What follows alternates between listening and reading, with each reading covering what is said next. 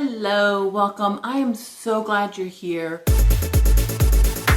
And welcome to what I'm calling a chapter challenge. Let me set this down. When I redid my bookshelves back in September, wow, 6 months ago, the only way I could get my middle grade books to fit on the 4 shelves when it had been 7, I think, was to remove some books. And what I did was I went through and I was brutally honest whether I was going to read them or not. And I pulled out about 30 books and had them sitting in the other room. They were in a box under my desk, which was not the best place for them because I kept kicking them. But anyway, since then I've unhauled a few. I'm like, you know what? I'm not going to read that. I now have 24. I believe there's 24 in here. One of these is a young adult. The rest are all middle grade. These are the books that I am least likely to pick up, but I still am moderately interested in. Let me show you. They all fit very handily in my Pringles box. I don't even know where I got this box, but it's been working for me. So my plan with my chapter challenge is to read a chapter or two of these books and see if I want to keep going. And if I do, yay, I'm happy. And if I don't, then yay, I have another book to unhaul. So it's a win-win.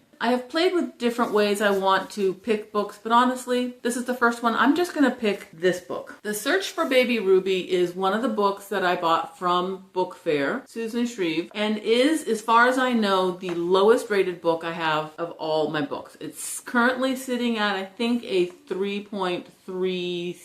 Something like that. So I thought I would read this. I bought a whole bunch of middle grade mysteries because my daughter grew up at the perfect time for Fancy Nancy and Pinkalicious. I'm going blank on Fancy Nancy's author. But anyway, she was brilliant enough to do some middle grade Nancy Clancy mystery books, and my daughter liked those. So I was buying her other mystery books. I have a few of them in here, hoping that she would like mysteries. She only liked the Nancy Clancy ones. So as far as I know, she never read this one. It looks like it has never even been opened. So I thought I would give this a try. So this is going to be my first book. If I don't like it, The Higher Power of Lucky by, they're both Susans.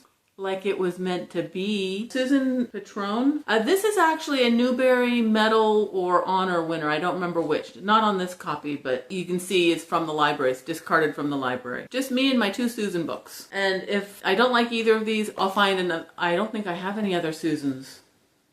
I'll figure it out and I'll check in with you. Let's push that out of the way. I'm actually pretty comfy cozy. I've got my hot water. I'm just drinking water and I'm gonna start The Search for Baby Ruby. I don't know anything about it. Let's see. Baby Ruby has been kidnapped and only Jess can find her. Jess O'Fines has always been the good child. She's the one who never complains, who always says yes to her sometimes crazy siblings and always crazy parents, and who stays good as gold no matter what. So of course it's Jess who gets stuck looking after her baby niece when the babysitter cancels. Instead of attending the glamorous rehearsal dinner for her sister's wedding, good old reliable Jess. I'm not going to worry about any more than that. We've got an idea of who Jess is. I'm going to sit and read this. I don't have my bookmark right here, but that's okay. Let's read.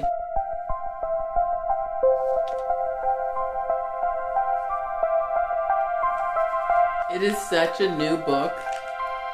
Just trying to open it.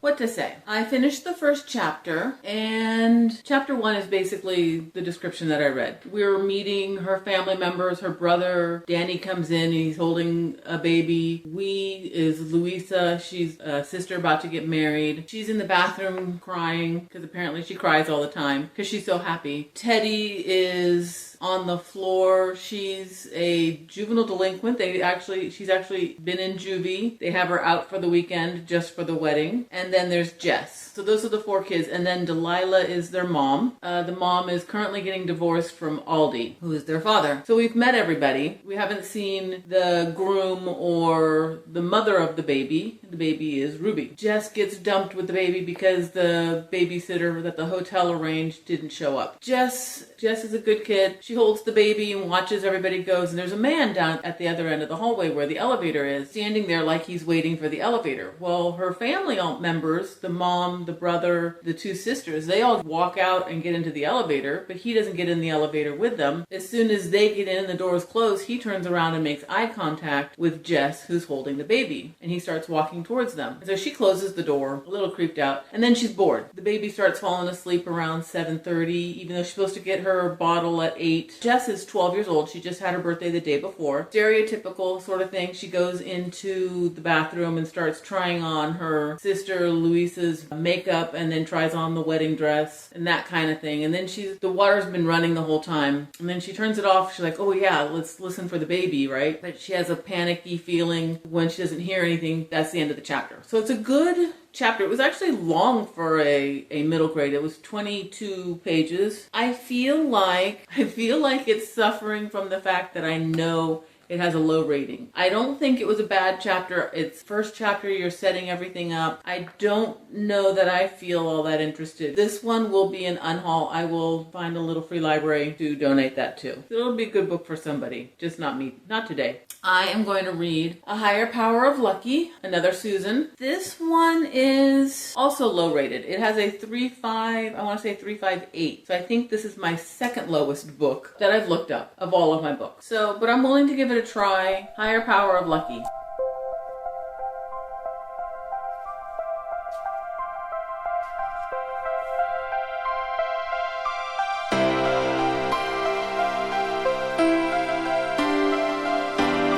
The first chapter ends on page 8. Chapter 3 starts on page 13. I'm going to give it a little bit more than just one chapter.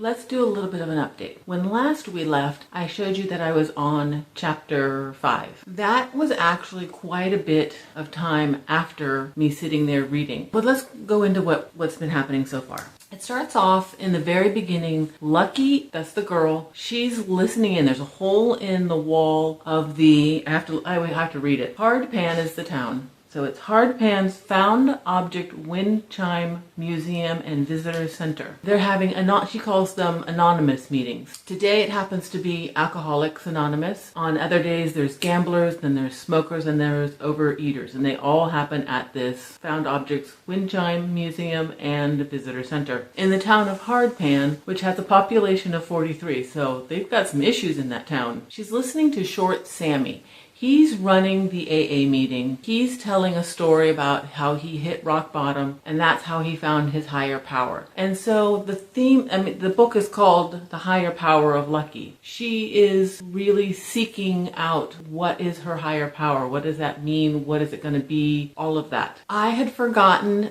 that back when this was a brand new book. I don't remember if the author was coming to speak at our library or what, but the children's librarian had set up an event around this book. And she was getting a lot of flack from the parents because Short Sammy's story involves his dog being bitten by a rattlesnake in the scrotum. And so Lucky is worried about what a scrotum is, and she's glad she doesn't have one, and a lot of parents apparently didn't like that at the time. So that might be why it has such a low rating, is because parents didn't like that. So I did think that that was kind of funny. The second chapter, we are introduced to Brigitte. Brigitte is Lucky's guardian, and we learn why Brigitte is Lucky's guardian. We've met a friend, Lincoln. He's about the same age as Lucky. And we've met another friend who's a kindergartner, 5 years old. His name is Miles. And everybody's a little bit quirky. And the dog's name is HMS Beagle. He's not a beagle, he's just called HMS Beagle. That's his name. It's an interesting book. After I've read to chapter 5, this morning I read to chapter 6. I do like this. I just don't know. I'm only on page 34. So 5 chapters It's only 34 pages. I am struggling over the sentence structure or something, or I'm just, maybe it's me, maybe I'm not paying attention. I made sure to pay attention this morning and I still struggled to get through like 4 pages. So I'm not going to finish it, but I don't think there's anything wrong with the book. If you can get past the word scrotum being in there a few times, I think it's a good book. It must resolve really well because it is a Newbery Medal winner and it's incredibly short. I mean, 132 pages. I read 34. I do like the story. I like where it's going. I can see what's like where the growth is going to be. Somehow the writing doesn't work with me. I didn't see anything wrong with The Search for Baby Ruby either. I just kept thinking, oh, I'm probably not going to like this because it has such a low rating. I thought the writing was fine. I think the premise is okay, though, you know, parent brain says, why don't you call security or call down to the front desk because they're staying in a hotel? That kind of thing. So mom brain issues on that one. I do think both of these are probably worth a chance. So if you think you're going to read them, or if you have read either of them, I would love to hear from you. Thank you for hanging out with me. I know this was a short video, but honestly, it's Saturday afternoon and I have to get this out for Monday. So we're going to leave it at 2 books. I tried really hard with this one. I will find homes for these. So thanks for hanging out with me. I really appreciate it, and I'll see you next time. Bye.